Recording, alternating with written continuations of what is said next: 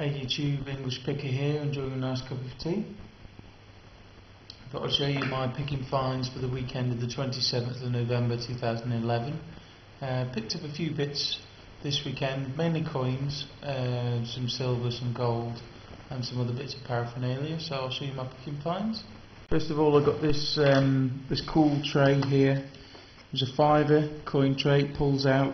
I can keep all my half crowns in there and such like. Also from the same place I got these cool lighthouse coin capsules, so it means I can keep all the crowns safe, as well as my piece dollars and the Morgan and the Walking Liberty half dollar that I have. So they're all nice, keep them all safe and stop me scratching them. Also from the same guy I picked up a set of silver sugar tongs. Not 100% sure if they're silver, I've got to test them. They do say Nevada silver, but sometimes that can mean they're plated. So nice bit of insignia on them. So they were £2, very nice. The coin capsules were they were £4 for 2, 4, 6, 8, 10 for 12, which is pretty good. The thing I picked up here were two uncirculated sets from the US Mint, 1971. So we've got a Kennedy half dollar, these are all clad, quarter in great shape, nickel, dime and a very shiny penny. And then this one was a 1979, which has got the small dollar, the dime, very shiny penny, the nickel and the quarter and the Kennedy half dollar. The one here that's got this instead of the dollar, that was £3 and this one was £4. I picked up an old dollar bill. It's got a bit of what looks like water damage and it's in pretty bad shape, but it's 1963A. I'm not sure whether to try and iron it to flatten it a bit or what to do with it really, how to protect it, or whether it's actually worth anything. I paid 50p for it, so I put that with the other $63 I picked up the other week.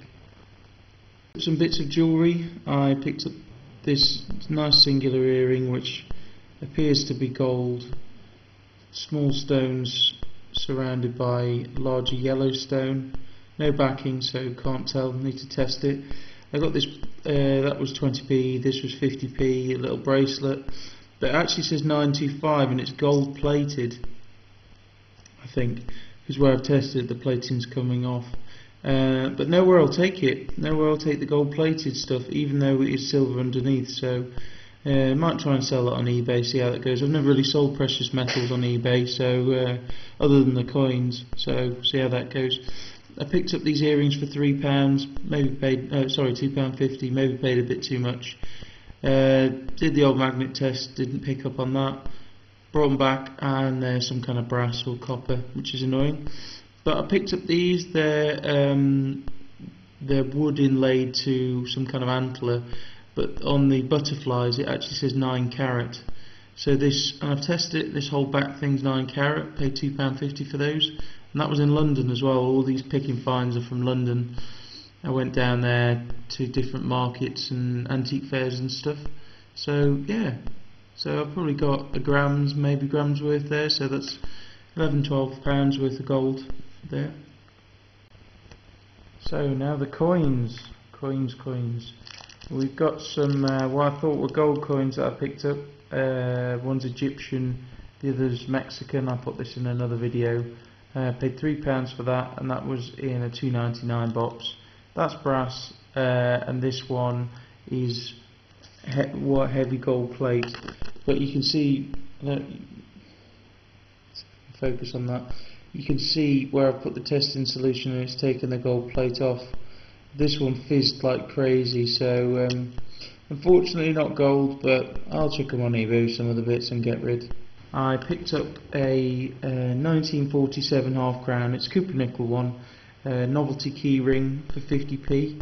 I'll probably put that on eBay. It won't go for much, a couple of pounds, mainly to do my ratings good. Then at one shop I found most of these coins in a junk sort of big thing of coins that I spent probably half an hour going through. We've got two nice 1917 threepenny bits. These threepenny bits I paid a fiver for. They were in a separate one because they obviously knew they were silver. They come off a bracelet, so they do have glue on the back, which I shall try and remove. They're very shiny, so I believe they might be have been plated. But 1920, 1921 and two 1922s. Also picked up this for £2, picked up this really nice sixpence, 1877, young head Victoria, probably say fine to extra fine. It's a bit wear on the hair, but generally in good order. Then out of the rummage box was 4 items for £1, so 20. All these ones I'll show you now were 25p.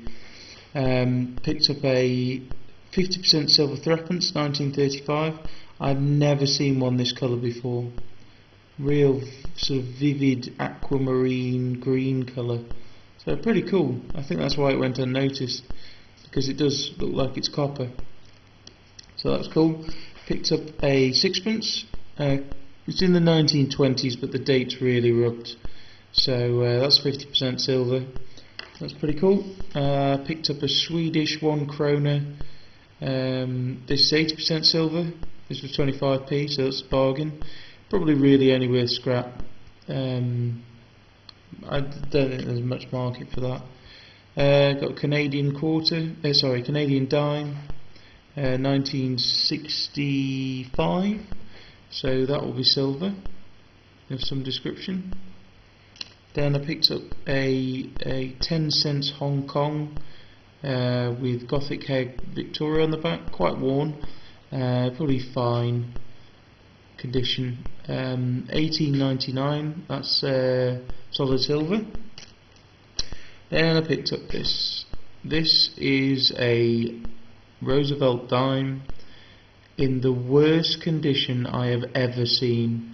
It is just gone beyond belief.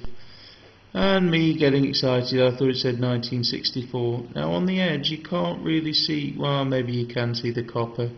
But I bought it, I paid 25p for it. Turns out on closer inspection it said 1966. So it's just a junky copper nickel clad coin that's completely mashed up and worth nothing. So be warned.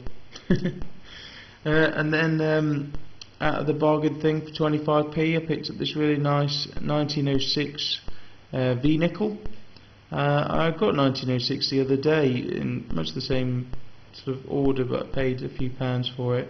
This is a bit more worn than that. Most of the face is gone, so I'd say it's probably only good condition. So yeah, not bad. It's nice. I don't have many of those, so that's good. Then on to the pennies really. Picked up quite a lot of pennies. Then here we have a nice condition other than the thumping great big hole at the top. Victorian farthing from 1868. Young head, quite nice detail. It's just a real shame about the hole. But go into my collection. Then here we've got I think it's a German 1860. Nice coin, really nice condition. So check that on eBay. It could be Austria, I'm not sure, but we'll see how that goes from there. And then on to the pennies. At the rummage box, all these pennies you see here are all 25p each. So yeah, I'd like people's opinions on them really, because I really don't know whether they're worth putting them as a set or selling them individually or whatnot. First here we've got a 1962 penny in probably extra fine condition. It's only a memorial one, but it's still pretty nice. Then we've got this 1964 penny, which is a bit of a stamping error. This edge here seems a lot thicker than this. Now I don't know whether this is normal within the sort of normal parameters of pennies and what they look like. I do have a couple of coins which I picked up this time, which have got sort of slight errors like this, and just this side here just seems thicker, and you're just losing a little bit of the L in Liberty and the in God at the top there. So yeah, it's not significant, but I'm not sure whether that adds value. It's in really great shape. And then moving on, these are some of the star ones. They've still got a bit of their red lustre. We've got a 65, a 68. You gradually get this one's fantastic. This is a 74. And we've got a 73. Got another 73. Got a really amazing 76. And that just looks brand spanking new. And then we've got another 76, again really good, and the other sides are just as good. And then we've got a 78, again with this wider edge here, and then you're just starting to lose the top of the lettering. That one's less so than the other, but it is in a lot nicer shape. And then we've also got a 79 as well, again in great shape. And then also down here we've got a 1945, what's the mint mark, D, in a nice toned example. Then we've got a 1976, really shiny. I paid 25p each for these, I don't know if I mentioned. And then one of the best ones is we've got a 1970 that just is flawless, really good. And then this one here, see if you can make it out. It's a this is the conundrum. It's a 1944D. Now I've heard 1944Ds can bring good money, but because there's sort of two different types. Now if anybody knows what they are, will let us know, because in my World Coins book over here, all it simply says is 1944DS type 1 and 2, and there's also a 1944, and then I know you should really ignore these, but there's a significant difference between that one and that one. So yeah, if you know what makes it type 1 or type 2, I can't see anything obvious on this coin. Nice toned example of a wheat penny.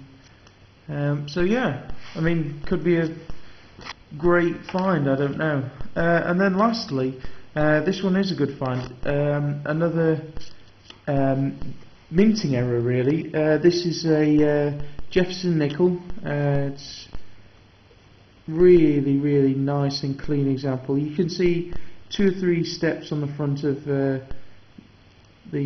Monticello building, so still quite good example, and it's a 1983, I think it's P, 1983 Philadelphia, but just look at that stamping error there. A real nice one. You can just see where the edge should be, and you're probably 1.5–2 millimeters off, and then at the bottom you've lost quite a bit off there, almost part of the 3, but yet the other side is perfect. So it's just one of the dies was slightly off for some reason, and